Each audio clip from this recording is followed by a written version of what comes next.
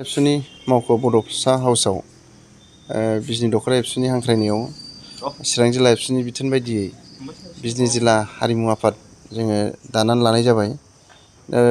बिजनियाव हारिमुखौ दैदेननो थाखाय गोबाव सम जोंनाव हारिमु आफाद गैयामोन।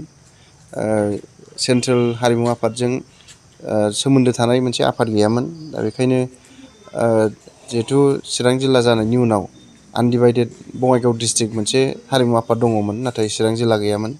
चिरां जिल्ला एबसुनि हांख्रायनायावबो चिरां जिल्ला दुलाराय हारिमु आफाद दानानै लाखांबाय आरो बिनि उनाव बिजनिखौ साब डिभिजन वाइसआव हारिमु आफाद जिल्ला हारिमु आफाद दालांनो थांखि लानाय बायदियैनो दिनैहाय बिजनि साब डिभिजनाव बिजनि दख'र एबसुनि सिङाव बिजनि जिल्ला दुलाराय बर' हारिमु आफाद बेखौ दानानै लानाय जाबाय। बिनि आफादगिरियाव सुनिराम ब्रह्म, बर' बाजार बादालिपारानि, गाहाय नेहाथारि महरै मोखोनागुरिनि बिनय ब्रह्म बिथांमोनखौ लानानै दिनैहाय गासै 29 सा बिबानगिरि थिसननानै जोङो बिजनि जिल्ला हारिमु आफाद बेखौ दानाय जाबाय।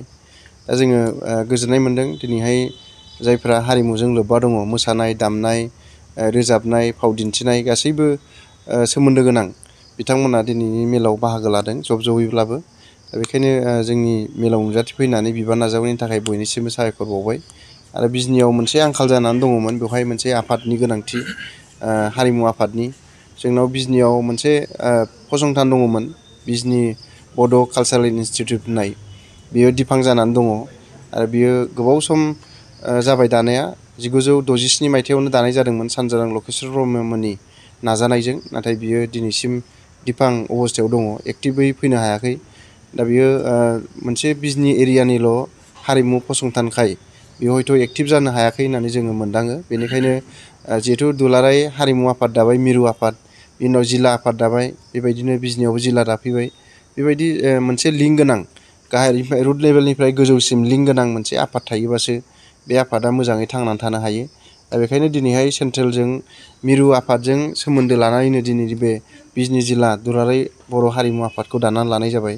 आरो जोङो बेखौ थाबैनो बिथांमोननो बिबान गथायगोन आरो जोङो खावलायदों दिनैनि मेलनि गेजेरजों जाहाथे जायफ्रा बिबान मोनबाय दिनैनि गोदान आफादाव, बिथांमोना बिजनि ओनसोलाव जोंनि बर'नि दोरोङारि मोसानाय, दामनाय, देनाय गासैखौबो फोथांनानै दोननो नांगोन। सिगाङाव बिजनिया बर'नि मोसानायफोरनि बा हारिमुनि जायगामोन, नाथाय गेजेर समाव जोङो बेखौ एसे आंखाल बायदि मोनबोबाय थादोंमोन। आरो जों आसा खालामबाय दिनैनि उननिफ्राय जायफोरा दिनैनि आफादाव बिबान मोनबाय बिथांमोनहा अटेकिंनि उनाव बिजनियाव मोनसे हारिमुनि जांख्रिखांनाय लाबोगोन आरो बेवहाय मोनसे टिम बानायनानै दोनगोन पारमानेन्टलि, जाहाथे बेखौ 12 मास जोङो कन्टेक्ट खालामबानो बिनिफ्राय टिम मोनलांनो हायो। मोसाग्रा, दोरोङारि मोसाग्रा हान्जा, दामग्रा हान्जा बिनिफ्राय मोनलांबाय थानो हायो।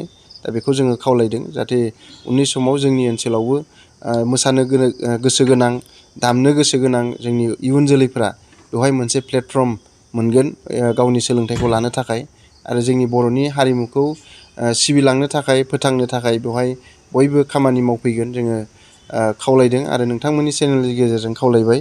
जोङो बेवहाय बिजनि ओनसोलनि गोदान गोजाम हारिमु मोजां मोनग्रा गेदेमा नोंथांमोनखौ जाहाथे बे आफादखौ अनसायनानै लागोन।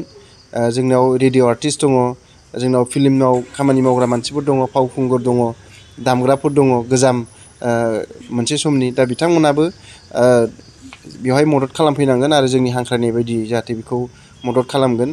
दुलाराय बर' हारिमु आफादखौ नोंथांमोननि चेनेलनि गेजेरजों खावलायबाय आरो फैबाय थानाय गोदान जोलैफोर जायफ्रा हारिमुआव गोसो दङ, दामनो गोसो दङ, मोसानो गोसो दङ, बिथांमोनाबो जोंनि बिजनि जिल्ला दुलाराय बर' हारिमु आफादजों लोब्बा थानानै गावनि उननि हारिमुनि केरियारखौ लांनो थाखाय जाहाथे सिगांबोयो। जाहाथे आं बिबान मोनाखै, आं थाया, आंनो बिबान होआखै, आं बेवहाय थाङा, बेबायदि मोनसे साननाय बेखौ गोजानाव दोननानै जाहाथे बयबो मदद खालामगोन आरो बिजनि जिल्ला दुलाराय बर' हारिमु आफादखौ फोथांनानै दोननायाव जों बयबो बिबान लागोन। जोङो दुलाराय बर' फरायसा आफादाबो बेवहाय बिबान लागोन आरो बिजनिनि मोनफ्रोमबो माहारि आफादाबो बिबान लानांगोन जाहाथे बियो उननि समाव जोंनि हारिमु बिथिङाव मोजांथारै खामानि मावनो हायो, हारिमुखौ फोथांनायनि थाखाय खामानि मावनो हायो।